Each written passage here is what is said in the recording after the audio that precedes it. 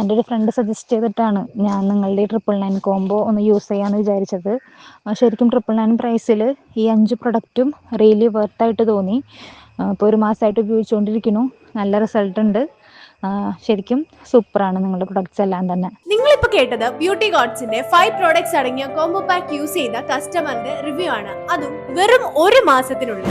നമ്മുടെ ഈ കോംബോ പാക്കിൽ അടങ്ങിയിരിക്കുന്നത് face cream, face wash, sunscreen, lip balm and under eye gel.